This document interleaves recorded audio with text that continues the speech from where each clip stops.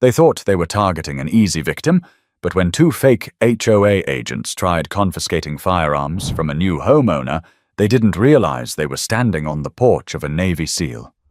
The knock wasn't polite. It was sharp, clipped, and full of authority, like someone trying to set the tone before a word was spoken. Derek Langston froze mid-step in his new living room, staring at the front door of the house he had only moved into 3 weeks earlier. He hadn't been expecting anyone. He took a slow breath, then pulled the door open. Standing there were two men he had never seen before. Both had clipboards tucked under their arms. Both wore collared shirts and carried themselves like they had power over him. "Good afternoon," the taller one said with a half-smile. "We're with the Homeowners Association. There are some new regulations we need to go over with you." Derek studied them. "HOA?" His voice was calm, measured. "I wasn't told about any meeting." The shorter man, stockier with a trimmed beard, chimed in. "These are recent changes. It affects firearm possession within the neighborhood. You'll need to turn over any registered firearms you own." The words hung in the air like smoke. Derek kept his eyes steady, but inside, his instincts tightened like a coiled spring. "Turn over my firearms?" he repeated slowly, as if clarifying would make it sound less absurd. "That's correct," the taller man replied quickly. "Failure to comply could result in fines, even potential eviction. We're just here to help you avoid that headache." The two imposters, Derek didn't know they were imposters yet, but his gut was already whispering it, stood shoulder to shoulder like a united front. Their tone was firm, almost rehearsed. Derek didn't argue. He had spent 13 years in the Navy SEALs. He had stood in desert villages surrounded by men holding AK-47s. He knew what intimidation looked like, and he knew how to stay calm in the face of it.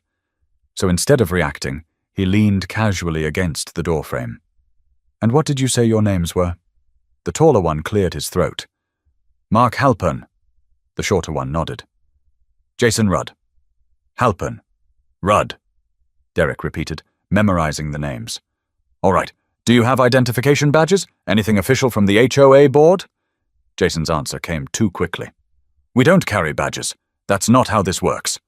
Derek smiled politely, though his mind was already cataloguing the red flags. He knew how HOA boards worked. His sister had been on one back in Florida. There were always letters, official notices, and plenty of bureaucracy. Nobody ever just showed up demanding guns. Still, he played along. "Interesting rule change," he said, crossing his arms. "When did the community vote on that?" Mark shifted slightly. "Like I said, it's very recent. We're just doing rounds today. Everyone's being asked to cooperate." Derek tilted his head, eyes scanning their clothes again. No HOA logos, no paperwork with a letterhead, just generic clipboards with loose sheets. Their shoes were worn down, the type you'd see on men who'd been pacing sidewalks for hours. Their hands weren't steady either. Jason's thumb tapped against the clipboard nervously. "You want me to hand over property I legally own?" Derek said evenly. "Because of a regulation I haven't been notified of, without showing me a single piece of documentation." Jason's face hardened. "Look, we're not here to argue. We're here to enforce the rules. If you cooperate, this doesn't need to go further." The shift in tone was subtle, but Derek caught it. Pressure. Force. The kind of tactic that worked on people who panicked easily. But Derek didn't panic.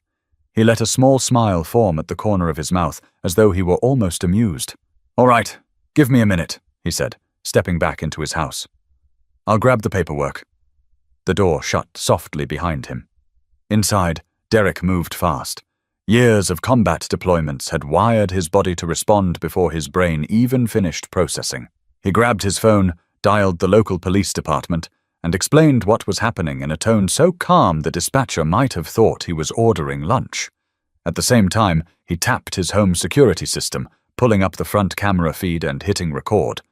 Through the camera, he watched Mark and Jason glance at each other on the porch, shifting from one foot to the other.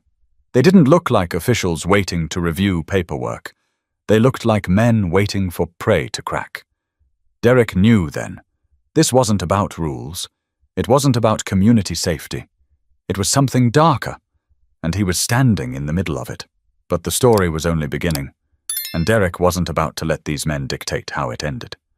While Mark and Jason fidgeted on the porch, Derek's thoughts slipped backward for a moment, uninvited. His life had been shaped by situations where reading people correctly meant the difference between breathing another day and never coming home. And that skill was being tested again now, right here in a sleepy subdivision outside Savannah, Georgia. Derek hadn't chosen this place by accident. After years in the Navy SEALs, he craved quiet. He craved a routine that didn't involve deployment notices or combat briefings.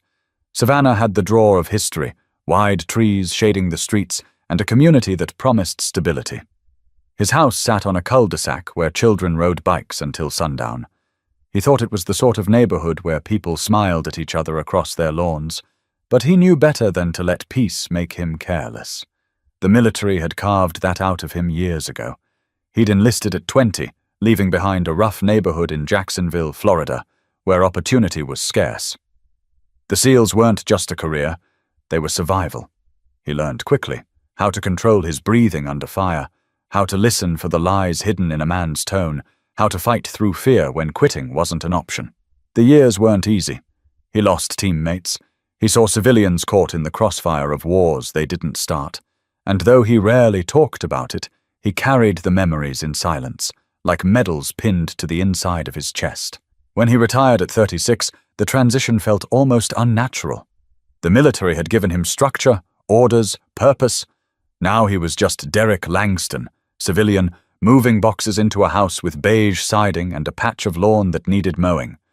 Still, he welcomed it. For the first time, he could sleep without his boots beside the bed. He could grill ribs on a Saturday afternoon. He could think about starting a family one day. And yet here he was, barely 3 weeks into this new life, staring down strangers who thought they could manipulate him with phony authority. Derek leaned back against the wall, phone still pressed to his ear as the dispatcher confirmed officers were on their way. He kept his voice steady, explaining every detail. Then he hung up and let the silence of the house settle over him. It reminded him of something his old teammate, Javier Cruz, once told him after a raid in Afghanistan. They'd been ambushed in a village at night, bullets cutting the air like angry bees. Somehow they made it out alive. When the chaos cleared, Javier looked at Derek and said, "The enemy doesn't always look like the enemy. Sometimes he smiles, sometimes he shakes your hand. But if you listen close enough, you'll hear the cracks." Derek was hearing the cracks now. Mark and Jason weren't trained for deception the way intelligence officers were. They were amateurs wearing authority like a Halloween costume, and amateurs were dangerous in their own sloppy way. He walked into the kitchen, poured a glass of water, and stood near the window where he could still keep an eye on the 2 men outside. They didn't notice the small black lens of the camera above them, capturing every nervous glance. His mind ran scenarios, like chess moves. If they tried forcing entry, he was prepared. If they bolted before police arrived, he had their faces recorded. If they tried convincing neighbors of their scam, he'd make sure the entire block knew what was happening. Because Derek's sense of duty hadn't retired with his uniform. Protecting people, whether they were teammates overseas or strangers down the street, was wired into him. He thought about why these men might be targeting him specifically. Was it random? Or had they already scoped out the neighborhood, decided a black homeowner might be easier to intimidate? The thought simmered, not out of paranoia, but from the reality of what he'd seen across the years. Some men preyed on what they thought would be weakness, but they had miscalculated this time. Derek wasn't weak. He wasn't careless. He was prepared in ways they couldn't begin to imagine. He took another sip of water, set the glass down carefully, and let out a slow exhale. Whatever fight these men thought they were starting, they were about to find themselves in over their heads. But before the police arrived, Derek knew he had to test them a little more, because the truth always revealed itself when pressure was applied. Derek opened the front door again, calm and steady, the way he might step back into a briefing room after gathering intelligence. Mark and Jason straightened immediately, clipboards pressed tighter to their chests as though the wood and paper gave them credibility. "All right," Derek said casually. "I've got my paperwork inside. But before I hand anything over, I want to be crystal clear on something." His tone carried no hostility, only a firm weight. "You're telling me the Homeowners Association has the right to confiscate legally owned firearms, correct?" Jason leaned forward. "That's correct. We're enforcing it across the community." Derek raised an eyebrow. "Across the community, huh? Which house did you visit first?" Mark hesitated. "We started at the corner lot, 2 streets down." "Which owner?" Derek asked quickly. "Name?" Mark blinked, fumbling. "Mrs. Johnson." "Funny," Derek said, tilting his head slightly. "Because Mrs. Johnson doesn't live 2 streets down. I met her last week. She lives 3 doors that way." He gestured with his chin. The silence that followed was sharp. Jason cleared his throat. "Look, sir, we're not here to debate. This is official HOA business. You're putting yourself at risk by resisting." Derek almost chuckled. His instincts were screaming confirmation now.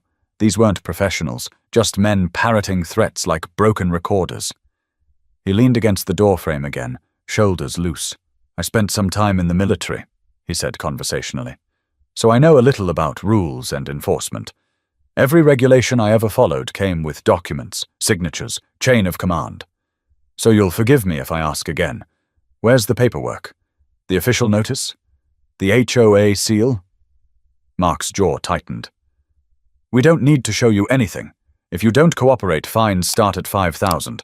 That can escalate fast." 5,000, Derek repeated, letting a note of humor creep in.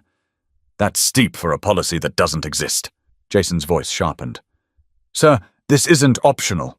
For the first time, Derek let a shadow of his training show through. He straightened from the doorframe, shoulders squaring, and fixed them both with a look that had once silenced younger SEAL recruits in training. "Nothing in this country," he said evenly, "gives you the authority to knock on my door and demand I surrender my rights without due process. Nothing." The porch fell quiet. The only sound was the distant hum of a lawnmower down the street. Jason shifted, glancing briefly at Mark as if to ask for backup.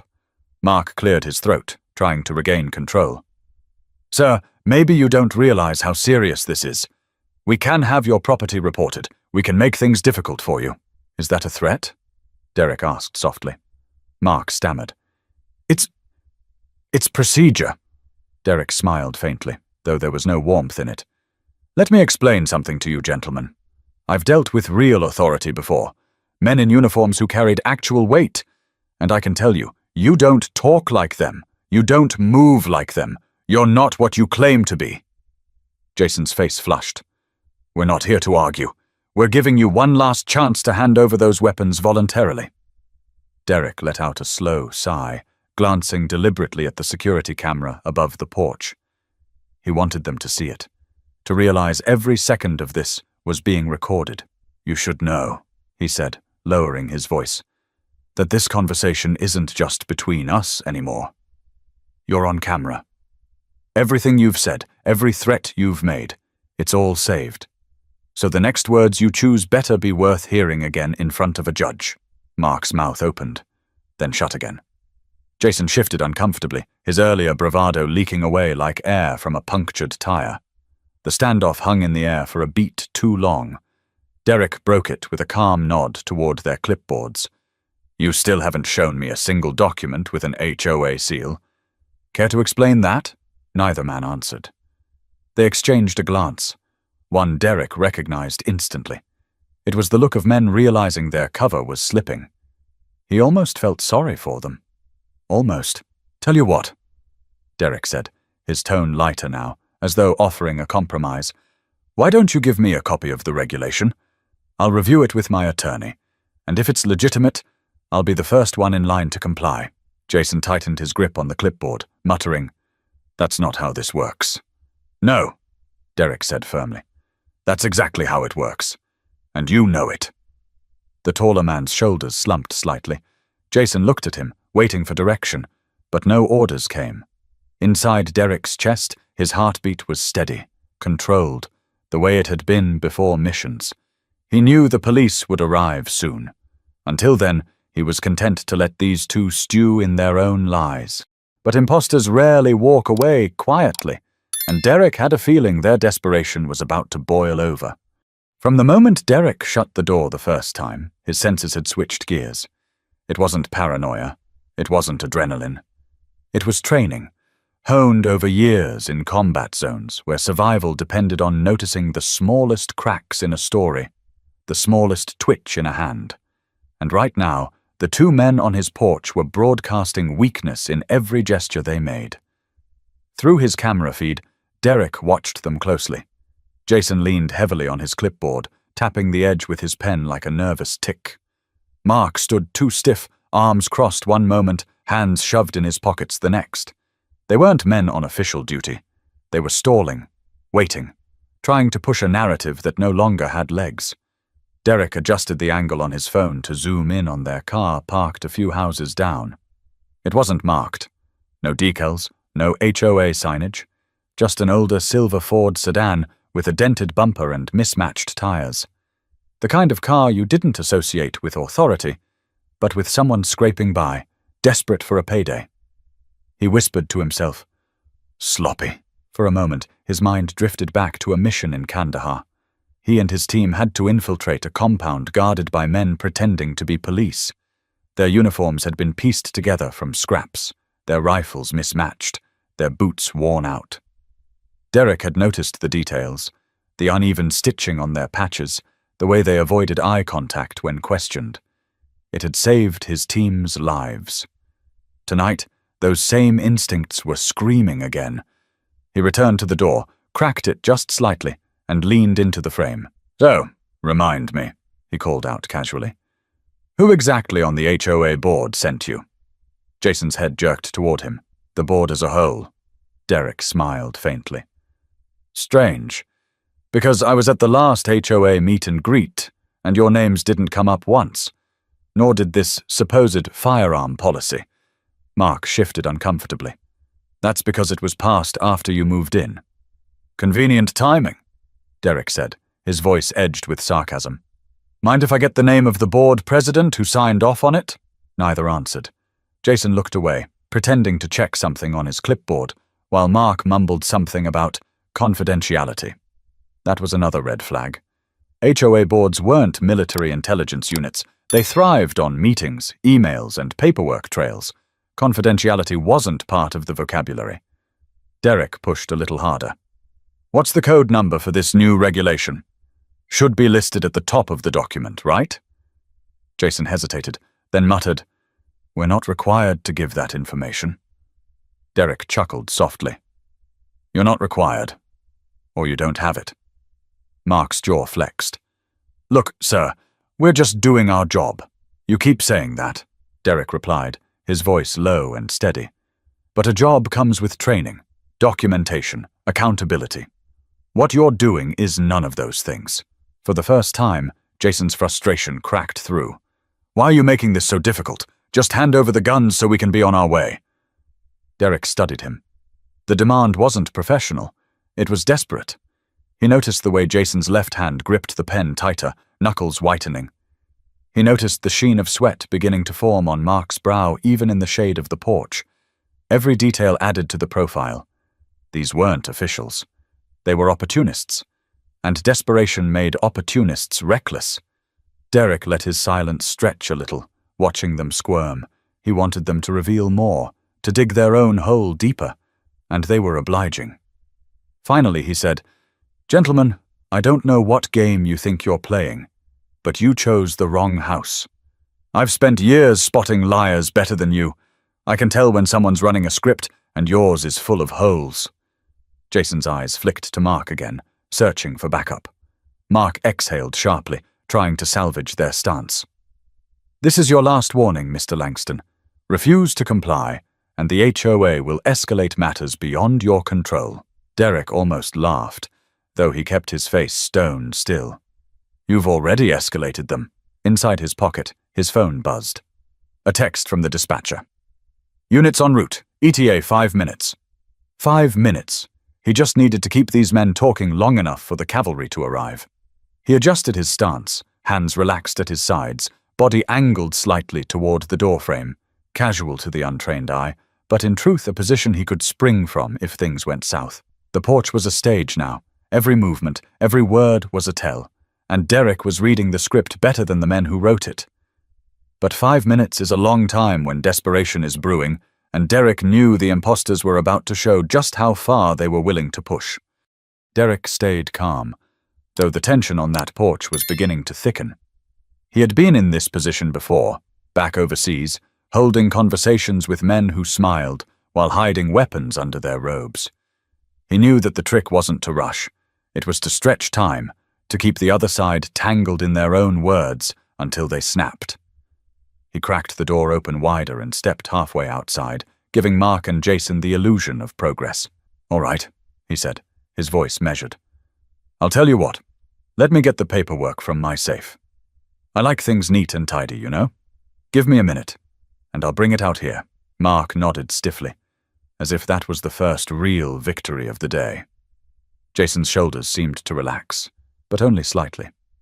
As Derek turned back inside, he caught the faint reflection of himself in the glass of the storm door. His expression was calm, but his eyes were sharp, calculating. He was running scenarios faster than most men could blink. Inside the house, his movements quickened. He walked straight past the safe, past the shelf of neatly organized documents, and reached for his phone again. He tapped the dispatcher back. "They're still outside," he murmured, voice low. "Pushing hard. Make sure your units know these men are aggressive impersonators." "Understood," came the clipped reply. "2 officers are less than 3 minutes away." Derek hung up and moved toward the living room console, flipping the switch that fed his exterior camera's live stream to his TV. The men on his porch appeared in crisp detail, pacing like wolves that couldn't decide whether to stay or bolt. He watched carefully. Jason pulled a phone from his pocket, typing quickly, glancing up between taps. Texting someone. Mark leaned against the railing, his eyes darting toward the street, toward their car, then back again. Derek muttered under his breath. "You're nervous because this isn't going the way you planned." He crouched near the front window, careful not to reveal his movement. Through the blinds, he caught a better view of their car. The back seat wasn't empty. He could make out what looked like a long duffel bag stretched across the seat. His stomach tightened, not in fear, but in focus. Duffel bags could mean anything. And anything was too much. He let the thought pass and stood again, deliberately making noise as he walked toward the door, as though shuffling through papers. He wanted them to believe he was taking the bait.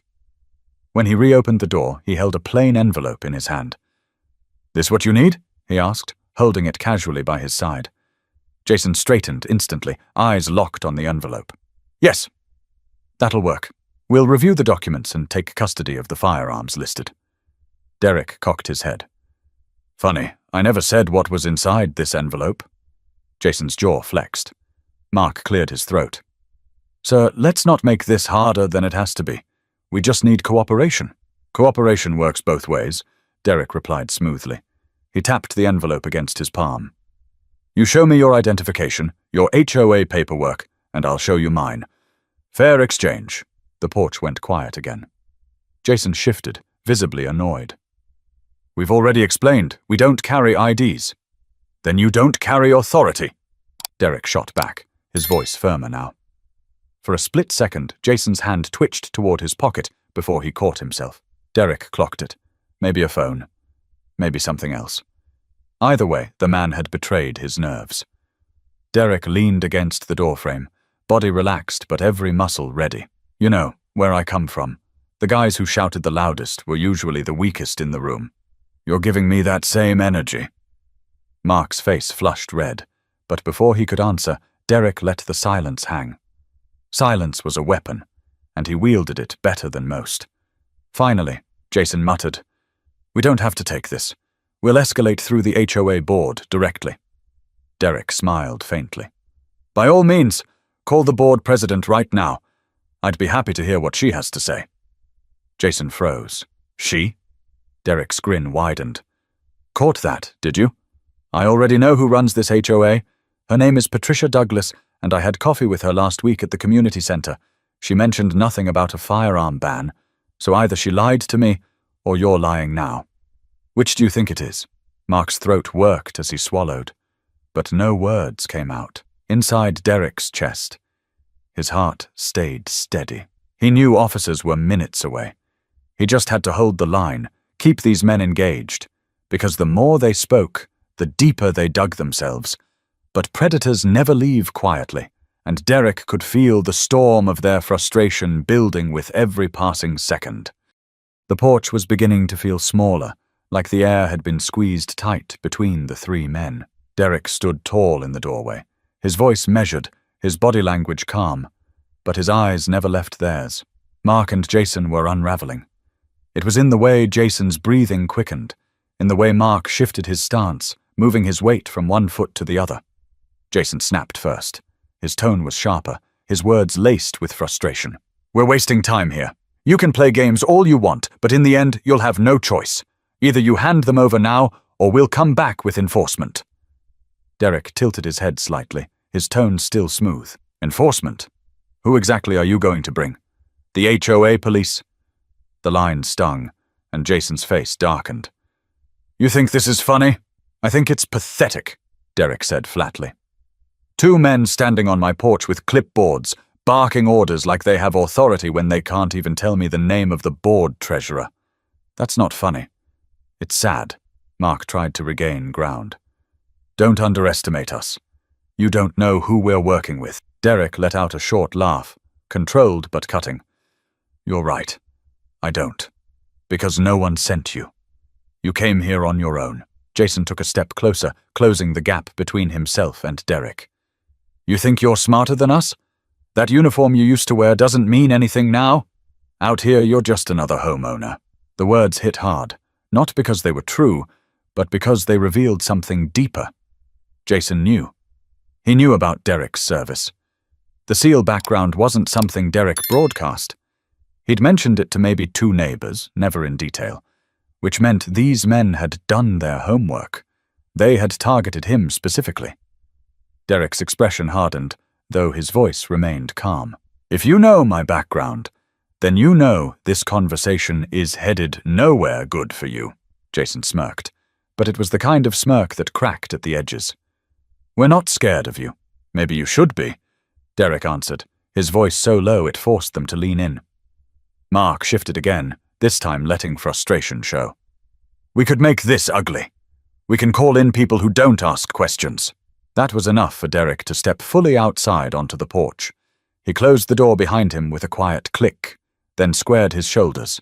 His presence filled the space, and for the first time, both men looked less like enforcers and more like kids caught sneaking out past curfew. "You don't know ugly," Derek said evenly. "You've only played at it. I've lived it. And trust me, if you were smart, you'd leave this porch right now." Jason's nostrils flared. "You think we won't?" "No," Derek said, locking eyes with him. "I think you're too desperate not to." Jason bristled, but Mark put a hand out, stopping him from stepping closer. Mark's voice lowered, almost a whisper. "Look, let's just make this simple. Give us what we came for, and you'll never hear from us again." There it was. The slip Derek had been waiting for. Give us what we came for. Not follow HOA policy, not comply with regulations, just a direct plea for his weapons. Derek's mouth curved into a cold smile. "Finally, honesty." Mark's face flushed. Jason's fists tightened at his sides. For a moment, Derek thought he might actually lunge, and his body tensed, ready to react. His mind ran the scenario. One step in, a swing, a grab. Control the arm, pin him to the railing. His training didn't just live in his muscles, it lived in his anticipation. But Jason hesitated. He glanced down the street, then back at Derek. That glance didn't escape him. Derek followed it with his eyes, catching the faint reflection of flashing lights at the far end of the block. The patrol cars were coming. Jason saw it too, and panic flickered across his face. "Damn it," he muttered under his breath. Mark stiffened, his voice sharp. "We need to go." But Derek stepped forward, his presence blocking their escape route down the porch stairs. "Leaving already? That's too bad. I was just starting to enjoy our chat." Jason's voice rose, laced with panic now. "Move. Out of the way." Derek shook his head slowly. "Not a chance." Behind him, the faint wail of sirens grew louder, cutting through the suburban evening. The impostors shifted on their feet, cornered between the porch railing, Derek's towering frame, and the inevitability of flashing red and blue.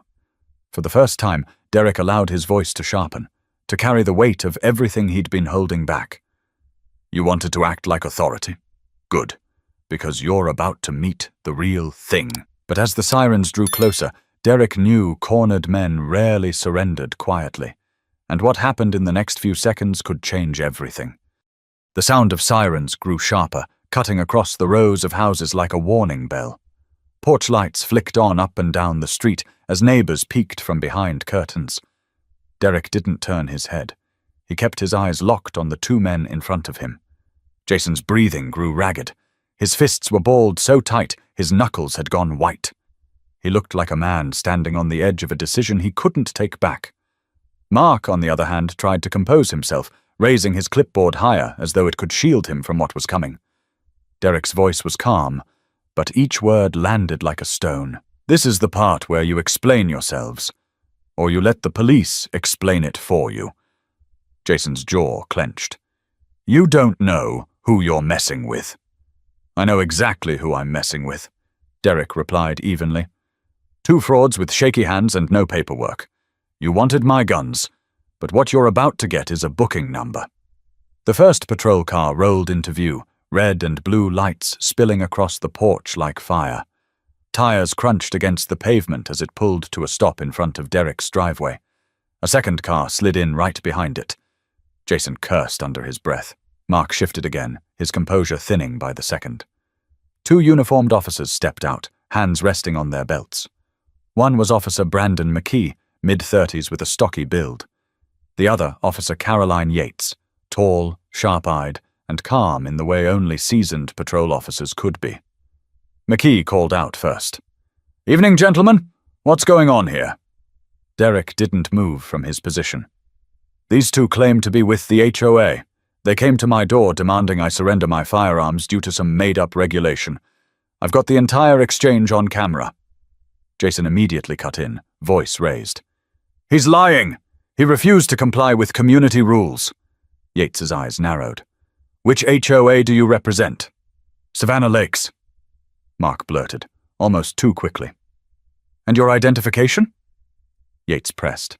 Mark hesitated, then stammered. We don't carry badges. McKee raised an eyebrow. Funny, because I live 2 neighborhoods over, and I know the Savannah Lakes board president personally, Patricia Douglas. She doesn't send officers door to door. Ever. Jason's voice cracked as he scrambled for footing. Look, we're just doing what we were told. By who? Yates cut in sharply. Jason froze. His mouth opened, then shut again. Mark's clipboard wavered in his hands like a shield about to fall apart. Derek stepped aside slightly, letting the officers walk onto the porch. If you need the footage, it's already saved. Timestamps, audio, everything. Good, Yates said, her tone crisp. She turned her gaze on the two imposters. You're being recorded right now, too. So unless you'd like to add obstruction to your list of problems, I suggest you stop talking and start cooperating. Jason's bravado collapsed all at once. He muttered something under his breath, looking down at his shoes. Mark, still clinging to the last thread of authority, tried one last time. We're just trying to keep the neighborhood safe. Firearms in these communities, they're dangerous. Derek shook his head slowly. What's dangerous is men like you, knocking on doors and hoping someone panics enough to hand over their rights. McKee stepped forward, pulling a pair of cuffs from his belt. All right, that's enough. Both of you, hands where I can see them. Jason immediately raised his hands, trembling. Mark hesitated, staring down at the clipboard like it could still save him. When he didn't move, Yates reached forward, yanked it from his grasp, and tossed it aside before pulling his arms behind his back. The cuffs clicked shut. The sound was final, like the closing of a chapter that should never have been written in the first place. As the officers led them down the porch steps, neighbors began to step outside, curiosity overcoming caution. Whispers spread fast. What happened? Who are they? Did someone try to rob him? Derek didn't say much. He just stood on the porch, arms crossed, watching as Jason and Mark were placed into separate patrol cars. McKee turned back to him. "We'll need that footage, and we'll be in touch for a statement." "You'll have it tonight," Derek said simply. Yates gave him a long look, one of those silent acknowledgments between people who understood what had almost happened. "Good thing you kept your head, Mr. Langston. Some folks might have handed over what you had without asking questions." Derek's eyes flicked toward the patrol cars. "That's why they tried me first." But as the flashing lights pulled away, Derek knew this wasn't just about two con men. It was about the cracks they'd exposed, and the deeper story of why they thought a stunt like this might actually work. When the patrol cars turned the corner and disappeared into the night, the neighborhood didn't quiet down right away. People were lingering outside now, talking in small clusters on driveways, their voices low but urgent.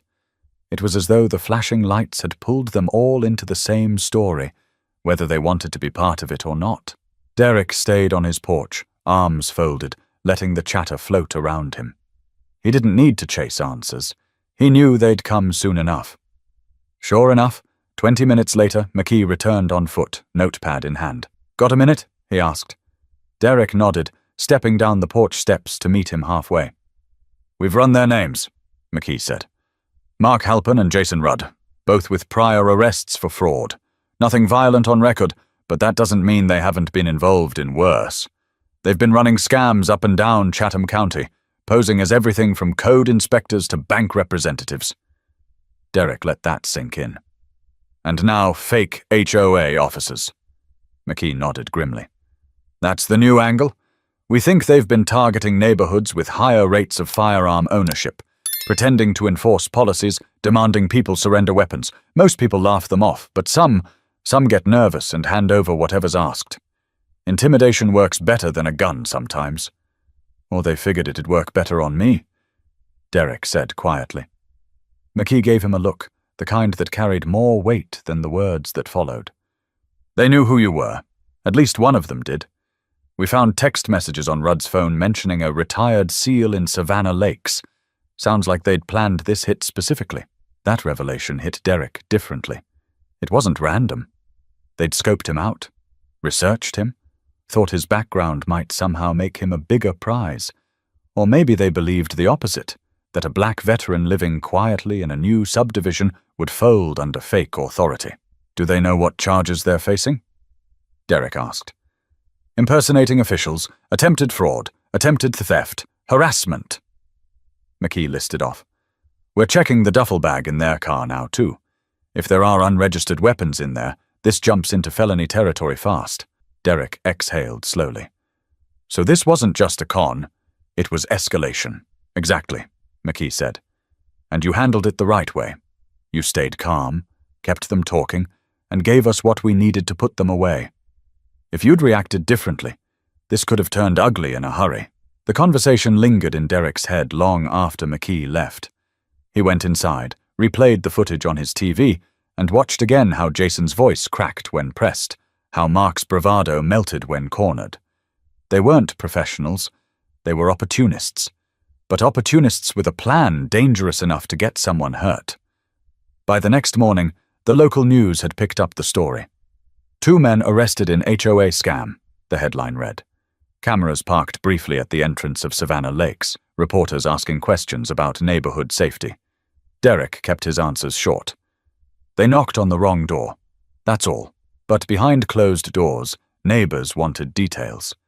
Patricia Douglas, the real HOA president, came by personally. A woman in her late 60s with a sharp mind and a no-nonsense voice, she looked Derek straight in the eye and said, "I've been running this board for 12 years. I would never allow something like this. You saved this community from embarrassment and worse." Derek shrugged lightly. "I just didn't buy the act." "Most would have," Patricia replied firmly. "That's why scams like this keep working. People get scared. They don't question authority, even when it's fake." That stuck with him. The idea that fear could push people to hand over what was theirs, rights, property, peace of mind. It reminded him of places overseas where fear kept entire villages silent, compliant. And here it was again, dressed in polo shirts and clipboards, standing on suburban porches. Later that week, The truth about Mark and Jason's operation began to spread. Detectives revealed that the pair had been part of a small crew. 3 other men were still unaccounted for, and investigators believed the duffel bags in their car weren't just props. They were meant to carry whatever weapons they collected. The thought of that made Derek's stomach tighten. Guns taken from law-abiding homeowners, ending up in the wrong hands, used in ways that could destroy lives. The more he thought about it, the clearer it became. This wasn't just about him. He had stopped 2 men, but there were more out there, and not everyone they targeted would have his patience or his training. But while the scam itself was shocking, what came next, the reaction from the community, was just as revealing, and it showed Derek how quickly people could turn fear into something stronger. Word traveled fast. By the 2nd day after the arrest, everyone in Savannah Lakes knew about Derek's confrontation. What started as whispers between neighbors became a full-on neighborhood discussion, stretching from porches to sidewalks to the HOA's next emergency meeting. People who had barely said hello to Derek before were now stopping by his driveway, shaking his hand, thanking him for not giving in. One of the first to approach was a man from 2 houses down, a middle-aged accountant named Charles Denton. He walked over while Derek was trimming hedges in the yard. "Mr. Langston," Charles began, clearing his throat awkwardly. "I've lived here 12 years, and I can tell you, you handled that better than any of us could have. If they'd come to my door, I might have believed them." Derek wiped his hands on his jeans. "That's the problem. They were counting on you to believe them." Charles nodded grimly. "I know, and it makes me wonder how many people around here already fell for it before you moved in." Later that afternoon, Patricia Douglas called an emergency HOA meeting at the community center. The turnout was larger than any meeting Derek had seen. Couples, retirees, young families, they filled every seat and lined the walls. Patricia stood at the front, her voice carrying across the room. "We've all heard by now what happened on Mr. Langston's porch. Let me say this clearly. No HOA has the authority to confiscate firearms or any other property from residents. What we saw was fraud, plain and simple." Murmurs of agreement rippled through the room. Some shook their heads, others whispered about how easily they could have been tricked. Patricia gestured toward Derek, who stood near the back. "This man kept his head, recorded everything, and called the police before those criminals could hurt anyone else. That's the reason we're here talking about prevention instead of mourning a tragedy." Dozens of eyes turned toward him. Derek shifted uncomfortably. He hadn't come for applause. But a few claps started anyway, spreading until the whole room joined in. When the noise quieted, an older neighbor named Frank Hughes spoke up. "So what do we do now? How do we make sure this doesn't happen again?" Patricia glanced at Derek. "Why don't you answer that, Mr. Langston?" He hesitated, then stepped forward. "It starts with paying attention. These men counted on fear, and they counted on authority going unquestioned. You don't have to be a veteran to know when something feels wrong. Ask questions. Look for paperwork. Call the board if someone shows up at your door with demands. Real authority doesn't come without accountability." Heads nodded around the room. A woman in the front row raised her hand. "But what if they come back? Not just those men, but others like them." Derek answered without hesitation. "Then you call the police. And if you have cameras, use them. Documentation makes liars nervous. It makes the truth undeniable."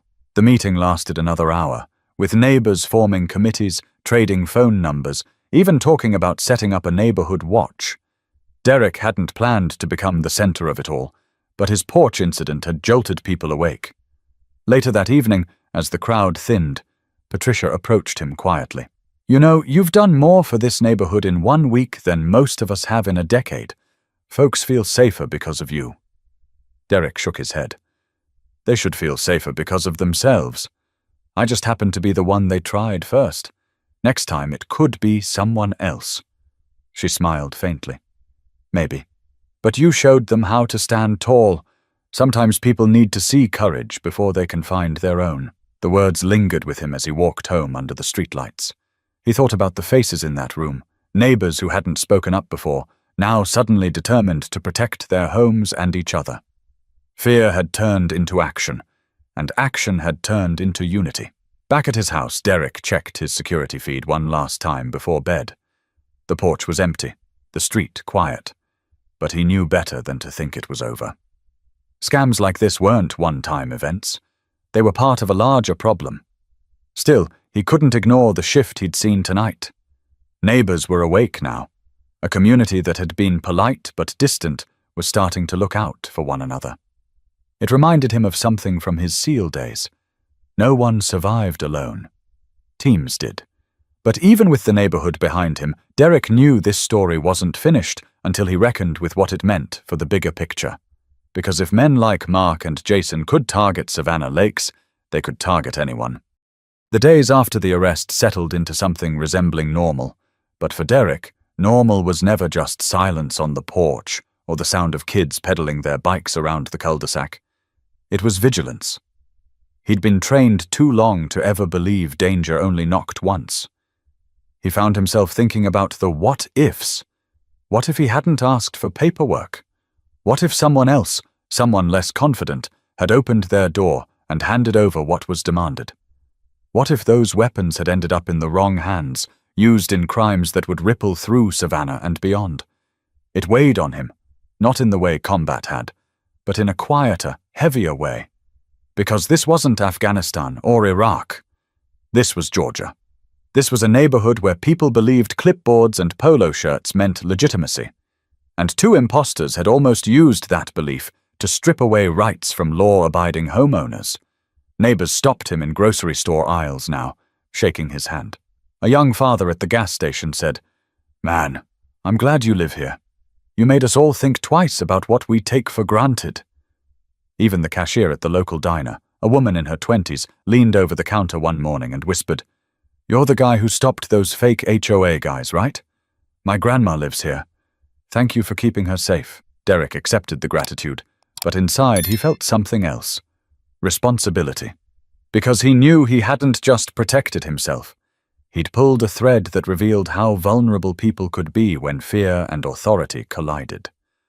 One night, sitting on his back porch with a glass of sweet tea, he thought about the men in handcuffs. Mark and Jason weren't masterminds. They were desperate, clumsy opportunists, but even desperate men could cause damage when unchecked. And that was the real lesson. Fraud didn't always wear a ski mask. Sometimes it smiled, shook your hand, and introduced itself as official. Derek's phone buzzed with an email notification. It was from Patricia Douglas. The HOA board had voted unanimously to start a neighborhood-wide awareness program. Workshops on spotting scams, meetings with law enforcement, and stronger communication between residents. Patricia had asked if Derek would speak at the first session. He chuckled to himself. He hadn't been looking for a leadership role. But leadership had a way of finding him, just as it had overseas, just as it had in the SEALs. He closed the email and leaned back in his chair, the quiet hum of crickets filling the night. For the first time since the incident, he felt a sense of was. Not because danger was gone, but because he'd seen what could come out of it, a stronger, more alert community. He remembered something Javier Cruz had told him years ago after a particularly tough mission. You don't always fight battles for yourself. Sometimes it's for the ones who don't even know a battle's happening. That line echoed now. Derek hadn't asked for this confrontation, but by refusing to bend, by asking the hard questions, by standing steady when fear was the easier choice, he'd fought for every neighbor on his block. And maybe that was the bigger message. That strength isn't just about muscle or training, it's about presence, about refusing to let lies, fear, or intimidation dictate your choices. The news eventually moved on, as it always did. But the story lingered in Savannah Lakes. Parents told it to their kids as a reminder to question authority. Seniors mentioned it in HOA meetings to stress vigilance. And Derek? He carried it quietly, like another mission completed, another reminder of why his instincts still mattered. He wasn't naive. He knew other scams would come, that other people in other neighborhoods might not be as prepared. But he also knew that courage, calm, deliberate courage, spread faster than fear when people witnessed it firsthand. And that's what mattered most. So if there was a lesson in Derek's story, it was simple. Don't surrender your rights to fear. Don't hand over what's yours without proof, and never assume authority is real just because someone says it is. Because the enemy doesn't always carry a weapon. Sometimes he carries a clipboard, and sometimes the only thing standing between him and victory is someone willing to say, no. If you believe in stories that remind us to stay alert, to stay strong, and to protect one another, make sure you subscribe. More stories like this deserve to be told, and you won't want to miss the next one.